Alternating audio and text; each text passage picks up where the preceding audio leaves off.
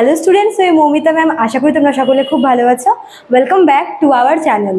Students, আজকে আমি তোমাদের সেকেন্ড সেমিস্টার এইসি ইংলিশ থেকে সেকেন্ড টপিক দ্য গ্রেট গ্যাটসবির ওপরে কয়েকটি কোয়েশ্চেন নিয়ে আলোচনা করব, 8 মার্কস এবং 3 মার্কসের। তো ক্লাসটি শুরু করার আগে বলে রাখি যে আমাদের নেক্সট সেমিস্টারের জন্য অ্যাডমিশন কিন্তু শুরু হয়ে গেছে। যারা আমাদের কাছে অনলাইনে পড়তে চাও তারা আমাদের হেল্পলাইন নাম্বারে যোগাযোগ করতে পারো। আমাদের হেল্পলাইন নাম্বার দুটো আছে, একটা হচ্ছে 6295916282, আর একটা হচ্ছে 7076398606। ঠিক আছে, দেখো দেওয়া আছে এখানে নাম্বার দুটো। তোমরা যে এটি নাম্বারে যোগাযোগ করতে পারো আমাদের সঙ্গে। আমাদের এই পুরো মাস জুড়েই কিন্তু অ্যাডমিশন চলবে এবং নেক্সট মান্থ থেকে কিন্তু আমরা ক্লাস শুরু করব। ঠিক আছে, চলো দেরি না করে শুরু করে দিই আজকের ক্লাসটি। দেখো, তোমাদের এইসি ইংলিশে দ্য গ্রেট গ্যাটসবি থেকে তোমাদের হচ্ছে যে 3টা টপিক আছে তোমাদের এইসি, তোমাদের কিন্তু প্রতিটা টপিকই কিন্তু আর কি পড়ে যেতে হবে। ঠিক আছে, তোমরা একটা চাইলে স্কিপ করতে পারবে না, তোমাদের 3টে টপিকের 3টেই পড়তে হবে। তোমাদের 8 মার্কসের আসবে, আবার 3 মার্কসের আসবে। তোমাদের আমি একটা কথা বলে রাখছি, দেখো আমি যে এখানে 8 আর 3 আলাদা করে দিয়েছি, তোমাদের 8 মার্কসেরগুলো 3 মার্কসেও কখনো কিন্তু চলে আসতে পারে। ঠিক আছে, অথবা 3 মার্কসেরটা 8 মার্কসে আসতে পারে। ইভেন আমি নোটসগুলো এমনভাবে তৈরি করেছি যেটা তোমাদের লিখলে পরে 3 মার্কসও হয়ে যাবে, 8 মার্কসও হয়ে যাবে। ঠিক আছে, মানে মোটামুটি একটা মোটামুটি বড় করে আর কি করা আছে নোটসগুলো, যাতে করে তোমাদের কিন্তু 3, 4, 5, 6, 7, 8, 9, 10 মানে সব রকমের মানে নাম্বারের কোয়েশনের জন্যই কিন্তু তোমরা লিখতে পারবে। ঠিক আছে, তো টেনশন করবে না। হ্যাঁ, জাস্ট তোমরা কোয়েশ্চেনগুলো একবার ভালো করে দেখে যাবে, পড়ে যাবে। আশা করছি তোমাদের এক্সামে কোয়েশ্চেন কমন পাবে। ঠিক আছে, দেখো ফার্স্টে তোমাদের আছে হচ্ছে 8 নাম্বারের মোস্ট ইম্পর্টেন্ট কোয়েশ্চেন এখান থেকে 8 মার্কসে, সেটা হচ্ছে টাইটেল। ঠিক আছে, দ্য গ্রেট গ্যাটসবি, এই ড্রামাটার নাম কেন দ্য গ্রেট গ্যাটসবি হয়েছে, টাইটেলের অ্যাপ্রোপ্রিয়েটনেস চাইবে। ঠিক আছে, সব থেকে ইম্পর্টেন্ট কোয়েশ্চেন এখান থেকে, এটা তোমরা দেখে যাবেই যাবে। ঠিক আছে, নেক্সট 2 নম্বরে কি আছে, রোল অফ গ্যাটসবি। দেখো গ্যাটসবির রোল নিয়ে না অনেক রকমভাবে আসতে পারে। ধরো বলতে পারে যে গল্পের যে প্রোটাগনিস্ট তার ক্যারেক্টার স্কেচ করতে বলবে, sketch the character of Gatsby.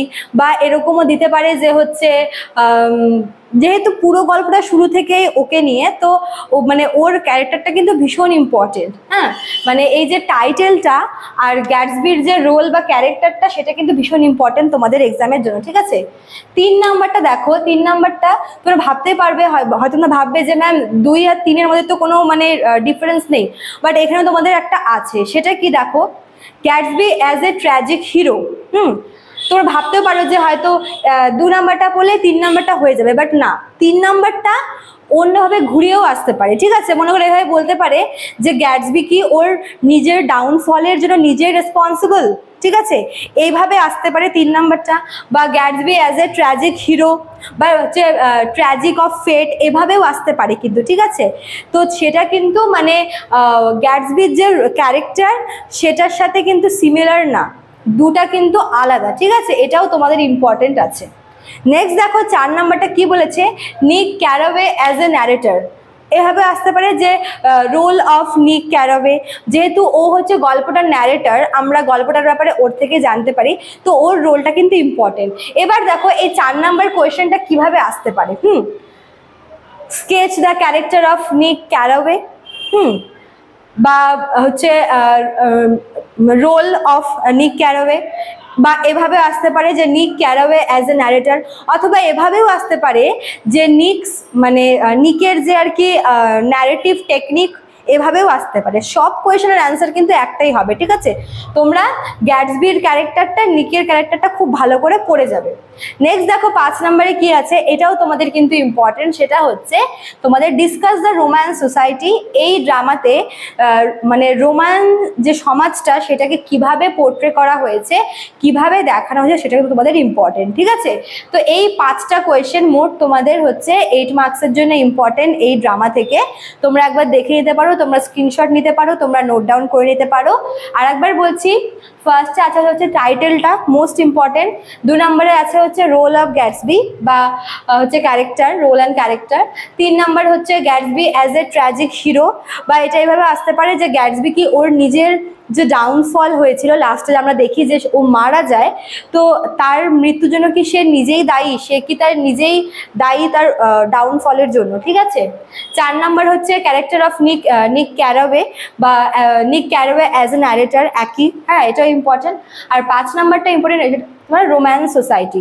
দেখো তোমাদের যেহেতু এই ড্রামাগুলো বেশ বড় বড়, তো সেখান থেকে বাছাই করে করে সেরকম কোয়েশ্চেন না বের করাটা খুব টাফ হয়ে যায়, ঠিক আছে। তো অনেক বাছাবাছি করার পরে এই কয়টা কোয়েশ্চেন আর কি মানে ছেকে ছেকে বার করা হয়েছে, তো খুব ইম্পর্টেন্ট, তোমরা কিন্তু অবশ্যই এই কোয়েশ্চেনগুলো দেখে যাবে, ঠিক আছে। আচ্ছা, এবার আছে 3 নাম্বার কোয়েশ্চেনে। 3 নাম্বার কোয়েশ্চেনের সবার প্রথমে আছে হচ্ছে রোল অফ টম বিউক্যানন। টম বিউক্যানন হচ্ছে গল্পের যে হিরো মানে ডেজির হচ্ছে মানে হাজব্যান্ড, ঠিক আছে। গ্যাটসবির গার্লফ্রেন্ডের মানে এক্স গার্লফ্রেন্ডের হাজব্যান্ড হচ্ছে টম বিউক্যানন, তো তার রোলটা এখানে ইম্পর্টেন্ট। তাহলে টম বিউক্যাননকে কিন্তু আমরা এই ড্রামাতে একটা মানে অহংকারী মানে রিচ বড়লোকের ছেলে হিসেবে জানি। এই কোয়েশ্চেনটা এভাবেও আসতে পারে যে why did Daisy marry Tom, যে ডেইজি কেন টমকে বিয়ে করেছিল, ঠিক আছে। টমের কোন কোন মানে ক্যারেক্টারের জন্য বা টমের এমন কি ছিল যার জন্য ডেইজি টমকে বিয়ে করেছিল, তো এটা দুভাবে আসতে পারে কোয়েশ্চেন, মানে আলাদা হতে পারে বাট অ্যান্সার সেম, ঠিক আছে। যে টমের রোল আর হচ্ছে ডেইজি কেন টমকে বিয়ে করেছিল, ঠিক আছে।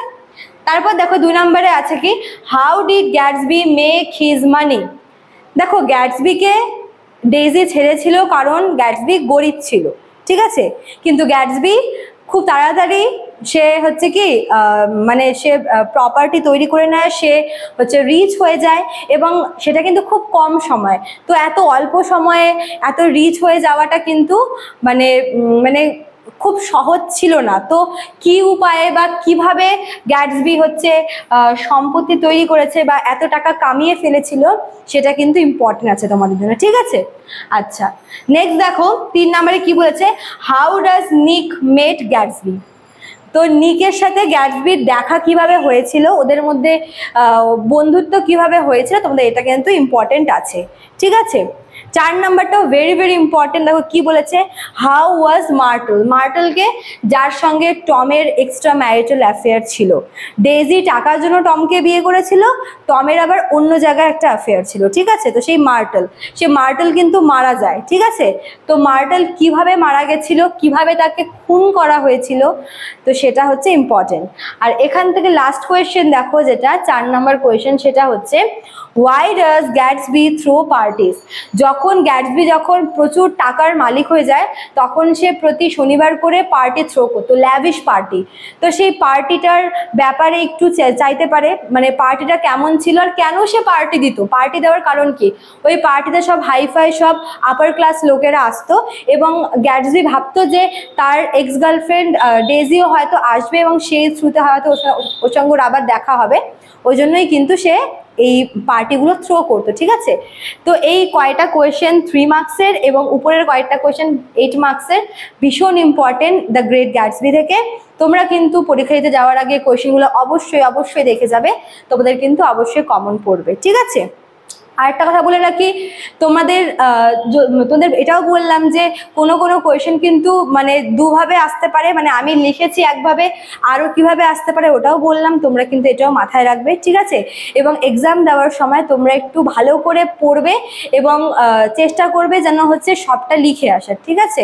তো স্টুডেন্টস, আজকের ক্লাস এতটুকুই থাকলো। নেক্সট আমি আরেকটা পার্টে তোমাদের লাস্ট টপিকটা করিয়ে দেবো। ভালো লাগলে অবশ্যই লাইক কমেন্ট করবে, শেয়ার করবে। দেখা হচ্ছে নেক্সট ক্লাসে। Thank you.